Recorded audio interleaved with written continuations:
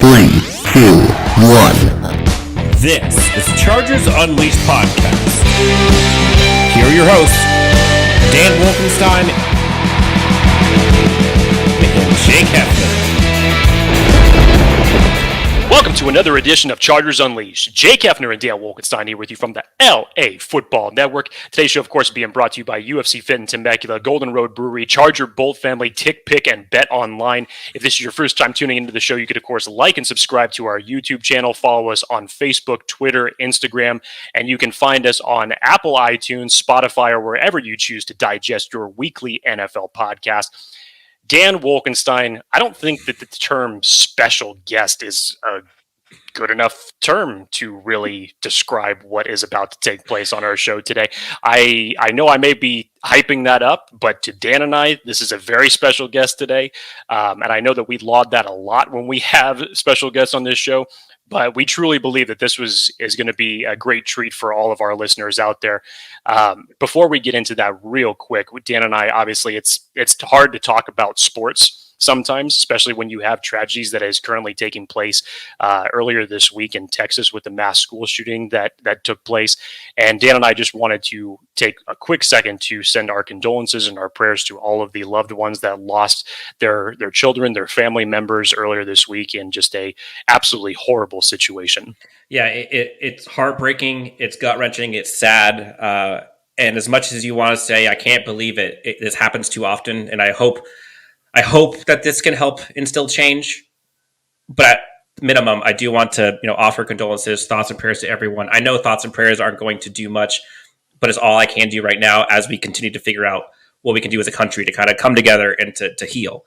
But as much as it pains us to talk about, we do have a role to at least try to, bring some joy and maybe give folks a second to not think about that. And with that, I think it is exciting for us to have the special guests, and maybe this is giving some kind of ability for folks to kind of get away from reality for a second. And so with that, we did want to just kind of acknowledge it, explain kind of where we are in the situation, and we're all in this together. But without further ado, Jake, I think it is time. It is no hyperbole. I think this is probably my most anticipated guest that we have had. I would probably argue probably the same for you. We've had a ton of great ones, but the amounts of knowledge and expertise and insight that we are going to have from our guest today cannot be paralleled by many, if any. So, Jake, without further ado, let's go ahead and bring in our special guest on Chargers Unleashed. If this is your first time tuning in, welcome to Chargers Unleashed. Let me tell you, we have an amazing show lined up for you today, as we have a special guest who could arguably have the most knowledge about the NFL and your Los Angeles Chargers. NFL draft expert, NFL scout, former, co-host of Move the Sticks podcast alongside of Bucky Brooks, Chargers radio play-by-play announcer, the ace of all trades in this industry, Daniel Jeremiah, joins us on the show, talk a little Chargers football. DJ, welcome to Chargers Unleashed. Thanks for hopping on. How are you? I'm doing great, Dan. First of all, I have that NFL 100 book over your shoulder. I'm looking over Jake's shoulder, and I'm trying to see. I got a whole mixture of things. Yeah, what's the games? Is it games within the game? What is that one? So, yeah, it's Jaworski's book, Games Within a Game. Okay. And then I've got books down here that you can't unfortunately see, but they're out there. The Super Bowl Gold book. On the other good. Side, solid. Nice work. That's good shelving. Right there. Thank you. We learned from the best. How's everything going for you? Were you able to get some R&R after all the draft stuff? Yeah, it's funny. Baseball comes around at the perfect time for me because, and baseball's not for everybody, but it's such a chill, relaxing sport where it's not, you come off the intensity for me, my intense season with the draft and all the work that goes with that. And then it's just sit down on the couch and just watch baseball. And I'm like, okay, it's I feel my heartbeat kind of slowing down as we go. So all the things that people complain about baseball, for me, it's just the right time for me to kind of relax a little bit as we start to ramp back up over the summer and get excited for training camp. It looked like your recruiting efforts for the Friars is coming along very nicely. Yeah, I had Siciliano down there last night. I've been to 4 Padre games though, and they're 0-4 in the games I've been to. So I'm beginning to think they're going to have like a picture of me up when I come into the ballpark, and you're like, nope, you're not. Yeah, maybe that's allowed. A sign. Maybe that's a sign. Yeah, not good. No. But hey, for as relaxed as you were, it is kind of ramping up now when it comes to all things NFL, little Chargers stuff, obviously, getting into OTAs, going into preseason here shortly. Ton of stuff we want to get into with you today. Yeah. Obviously, we'll talk about the Chargers roster and some additions. Justin Herbert, this revamped defense, kind of how this team did this year's NFL draft, empowering Derwin James even, as well as some expectations for this year. But let's just kind of kick this off with what Tom Telesco and Brandon Staley kind of had to accomplish this offseason. Huge, lots of question marks, lots of pressure, kind of make or break offseason, it felt. The 2021 season ended in a heartbreak. Lots of talk about what they were going to do this offseason, what they needed. In your opinion, DJ, what were some of the key things the team needed to prioritize going into the offseason? And how did the team do in terms of just addressing those needs? Like, is there anything you feel they missed out on? Well, it's a great question. I think I really enjoyed the way they approached this thing, and I'll give Tom a lot of credit for it, because if you looked at this team a couple years ago and you could have said, point out the roster flaws or the holes that need to be filled. I think a lot of times team builders will say, okay, in one offseason, I'm going to solve all these problems, and I'm going to take all my money, all my resources, I'm going to evenly spread them out all over the roster. Then you know what you're left with? You're left with guys that 2 years from now, you already have to replace because they just weren't quite good enough. Maybe better than what you had. Maybe that makes that group a little bit better. But they're not winning players. And I think what they did last offseason is they said, okay, we might have some issues here or there. Offensive line is our narrow focus. We are going to solve that problem right now. And they went out and did it with the draft combined with free agency and revamped that whole group. And okay, you're in good shape. Now, in this offseason, before they got to the draft, they said, okay, Brandon is a defensive guy. We tried, last year, just try and make it work with what we had. Now he knows what fits him and what doesn't fit him. But man, we're going to take our free agency resources, our trade resources, in terms of draft picks, and we're going to go out and solve the defense. And I thought they really aggressively did that.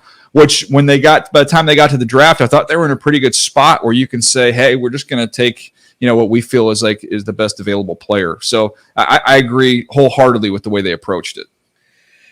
Got it. And specifically looking at kind of J.C. Jackson and Khalil Mack and Sebastian Joseph Day, like how do you see those two tactically? Like how do you see those three, I guess, impacting how Staley is able to implement this kind of defensive scheme that everyone has kind of been talking about and kind of how he got his name to fame? Well, I think when you kind of look at the guys up front, and you had a couple quality defensive tackles, so Austin Johnson in there as well. So they've got guys that can hold up against the run, but guys that have some athleticism and some range to be able to play laterally. So I think those are the guys that fit this defense well. And then when you look at what they can do with Mack now, I know everybody's going to talk about Mack and Bosa, rushing the quarterback, but to me, Mack's going to put you in so many long third down situations because he might be the best edge setting, player in the NFL. Like he just annihilates tight ends and tackles at the point of attack in the run game. So he's going to buy you more opportunities. You guys know, you watched the team last year. I mean, how many times were you just staring at 3rd and 2s and 3rd and 3s, and you don't get to cut Joey Bosa loose in those scenarios. So now they're going to be so much better on those early downs, which now is going to lead to Mack getting to put his pass rusher hat on to go opposite of Bosa. You've got some more athletic interior guys now that can rush. I think Tillery will be freed up, where he can just go inside and rush in sub situations where he'll be good. And then now, okay, we figured out we got him in long yardage situations. We've got complementary rushers that can get to the quarterback. Now we need guys that can take it away. And I think when you look at what they did at the corner position with JC, you look at the draft and what they did, which I'm sure we'll get to that as well. Woods, I think, had 6 picks last year, goes to Senior Bowl, has another pick. Like he's a ball hawk. So you can kind of see the plan. Sometimes with these teams, you kind of come into the offseason, you come out of it and you're like, okay, we did a lot of stuff, but like, what was the discernible plan here? I felt like they absolutely had a plan that they followed. Love it. So looking at kind of how the Chargers roster has been built, and it's been a few years now with Brandon Staley, they kind of seemed like they had to revamp and retool or overhaul almost the entire offense outside of Justin Herbert. Like, how would you assess the work Tom Telesco has done in terms of just like building a complete and competitive roster? Well, I think a lot of times when you have, young quarterbacks, it really is helpful in terms of weapons to surround him with more veteran players who have seen more things, and they can help him through kind of the growth process. And then as you get older, then, okay, you can allow some of maybe the veterans to move on. You can incorporate more young guys around him and let, Justin kind of, raise those guys up. I think they did a nice job to kind of break him into the league. When you have Keenan, you start first right there, and you have Mike, you've got two young veteran guys with a lot of experience, and I think that has helped Justin get going. And I think the exciting part of that process now is you're going to see it, with Josh Palmer and some of these other younger players that they're going to bring into the mix.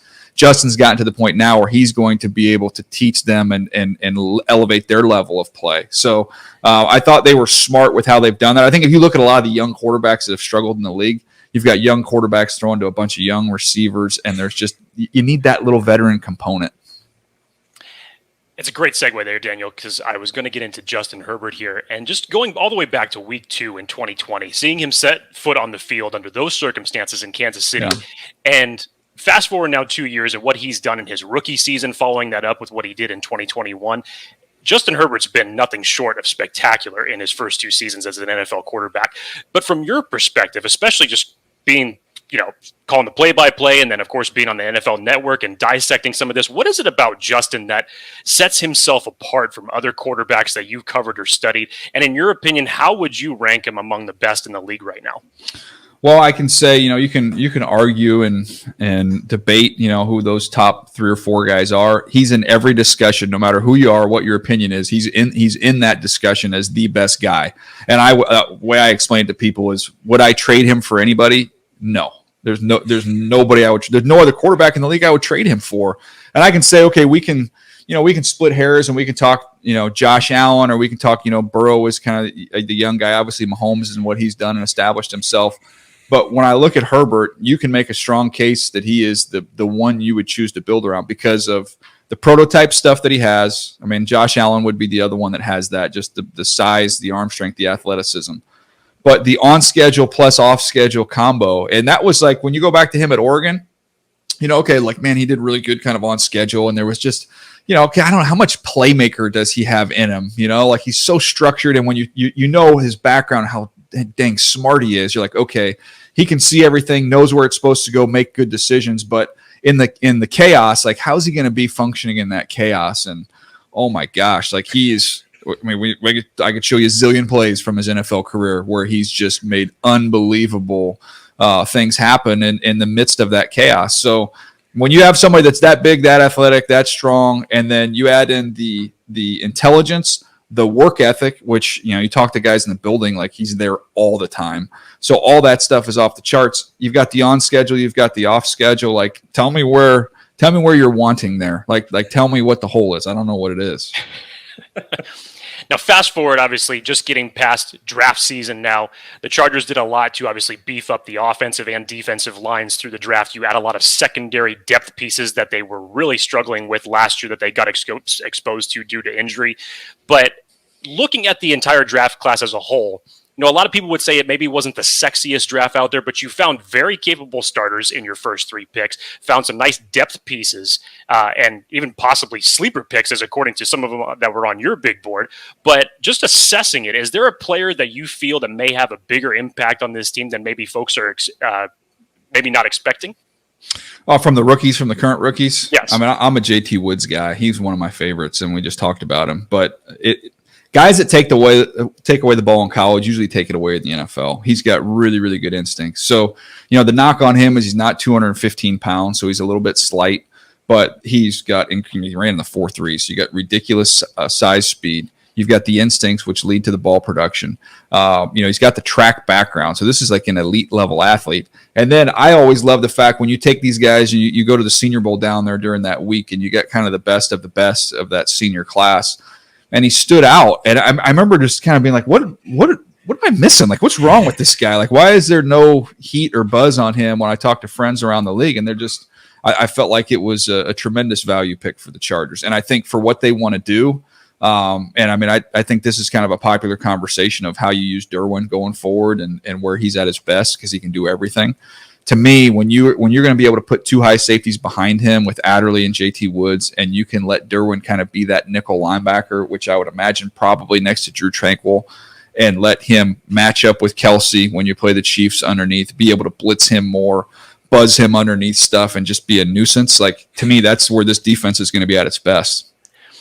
Another tremendous segue. Obviously, I was going to actually ask you about Derwin James. You know, we all have seen what a chess piece he has been and how valuable he is to this team since he set foot with the Chargers in 2018. And you tweeted about it last week, just talking about how excited you were to see Derwin play, given the fact that Staley has invested, like he did in Herbert in 2021, he's invested in putting pieces around Derwin this year. Can you elaborate, and you kind of touched on it there a second ago, can you elaborate as far as your expectations for how this team's going to utilize him? Yeah, I think that's part of it. I think it's being able to let him play down low. And, you know, I put my quarterback hat on and I say, okay, I'm coming up to the line of scrimmage and I've got to play against the Chargers. Like, where would I not want to see Derwin James? You know, first of all, I'd prefer to see him on the sideline, but provided he's on the field, I want him as far away from me as possible, because once he gets closer to the line of scrimmage, now it's a guessing game of where he's going to go, what he's going to do. If you want to send him, I mean, he is so dynamic and so explosive, and he's going to overpower your back. So if you're provided you're going to leave your back in there and think he's going to block Derwin James, it's not going to happen. Tight ends, he's going to be a major problem. Oh yeah, by the way, if I see him rolled up on one side and I check a run the opposite way, he can suck it up and run it down from the backside. So that to me is where I think he's the most valuable and where he can be the most impactful. And I think what they've done roster-wise is going to allow them to use him a little bit more up in that role. So that's kind of how I think of it. I think also like the analogy of, you know, if you're a point guard in a basketball game and you're playing a team that presses, like after a while, just like, oh my gosh, he's picking me up 90 feet again. Like it's just, that's what it's like. That's the pressure that Derwin can put on a quarterback and on an offense when he's near the line of scrimmage. We're talking to Daniel Jeremiah here on Chargers Unleashed. Let's talk about head coach Brandon Staley here for a second. He's come into this team with kind of a different feel at that coaching position. This is a whole new vibe that we kind of haven't seen since like the Marty Schottenheimer days. And even then, it's still kind of a different vibe in terms of energy. And even as like a rookie head coach, he was criticized a bit about some of his fourth down decisions and how aggressive he was, especially late in the year. He came out earlier this week and explained kind of the idea of that, like, things aren't happening to him for the first time anymore, and that he feels a bit more comfortable and in a better rhythm than he was last year. In your opinion, how do you feel, or what do you feel that Brandon Staley has brought to the team, and where do you kind of expect that he will make improvements going into his second year? Well, I think you mentioned a couple words. I just wrote them down. I mean, when you think about the edge and then the energy that he brings, like, that's there every single day. When you have a coach that shows up that is that passionate about everything, it can't help but be contagious. So, I mean, that's where you start. Forget all, the X's and O's, and, he's kind of part of this defensive wave that's taken over the NFL. He's right at the forefront of what everybody else is trying to mimic and to copycat. So he's up there in terms of the X's and O's where you need to be.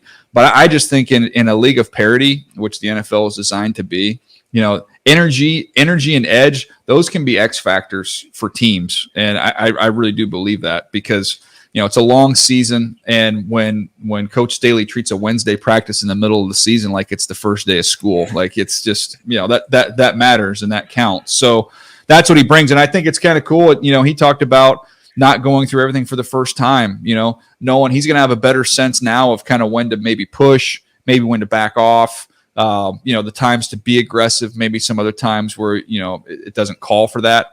You don't know that until you go through it and you make all those decisions. He made hundreds and hundreds of decisions, and knowing how detailed and organized he is, I guarantee he's cataloged all of them. And he's taken this time in the offseason to learn from whatever mistakes he may have made. But when you have a coach that's that energetic and that confident, I don't see how it doesn't have an impact and spread throughout not just your players, but really throughout the whole organization.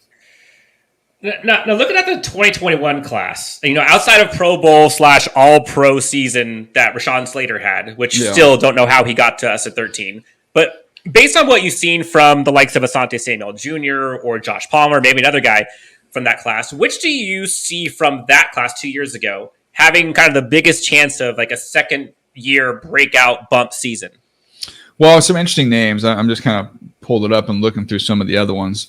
McKitty, I'm curious to see what McKitty's role is going to be. Obviously, had a reputation as a blocker. I think he's got more to offer in the passing game than what we've seen so far. Obviously, you can get a huge opportunity there. It's a pretty deep room.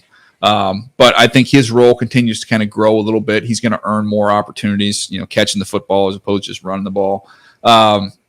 I really think Nick Niemann can be a Pro Bowl special teamer. So, he was already playing at a very high level there last year. Does he, continue to grow? I think that's probably another year of that. And then we'll see where his role on the defensive side of the ball, goes from there. Kind of going through the rest of that list. You hit on the big ones there at the top. I think between Asante Samuel and Josh Palmer, those guys are going to be basically starters. Obviously Asante is a starter, but I think Josh Palmer, you're going to see him. He's going to get starter snaps. He's going to be in there all the time. And I think some of that inside-outside flexibility is going to allow them to continue to move Keenan around so he doesn't get locked into one spot. So I think he's, the fact they didn't draft one this year, I think showed you how confident they are in Josh Palmer. Daniel, this has been a debate that I've heard lately just as far as the expectations for the Chargers heading into this season. Now that you have Justin Herbert producing the way that he is, and of course the fact that he's still on his rookie contract, from an organizational standpoint with Telesco, with Staley, what is the bar that as far as the expectation go that the team needs to achieve? And in a crazy AFC West division as far as getting to the next level, getting to the playoffs, what's the bar as far as success goes that should be ultimately successful that may be just outside of the Super Bowl? Yeah, I think there's two different ways to look at it. I think if you look at it from outside and maybe that's us or the fans or whoever else, what the expectation is, or maybe even it's around the league, the expectation is they're going to get in the postseason. That's where it starts. This has to be a playoff team this year. But I think if you were to, give truth serum to those inside that building, I think the expectation is to win a championship. And I think it's like this year that is the expectation. They have enough. When you look at that roster, you look at offense, defense, and special teams, they have enough to win a Super Bowl this year. Like it's there. The people that they need are in that building. There's no spot where you say, oh my gosh, they can't, this is too big of a weakness. They can't overcome that. Like, okay, yeah, they got to sort out the right tackle position. They've got a couple guys that'll compete for that job. Outside of that, you're looking at some depth that they have at the corner position that they haven't had. You're looking at a defensive front that's going to be able to roll guys through. You're looking at offensive line, who I'd argue right guard to left tackle might be the best in the NFL, or it's in that discussion in terms of the talent. You've got wideouts. Now you add the bigger back complement that you wanted to get. I don't know. This is the pieces are there for them to win a championship, and I guarantee that's what the expectations are inside that building. But I think from the outside, I would probably say the expectation is, this is a playoff team, and see where you go from there. Now, to pick your brain a little bit outside of the Chargers, just given your long tenured career in the NFL, scouting, play-by-play, NFL draft analyst, what is it about the NFL or the different stages of the offseason or the regular season, or just in general, that gets you juiced or excited to come into work every day?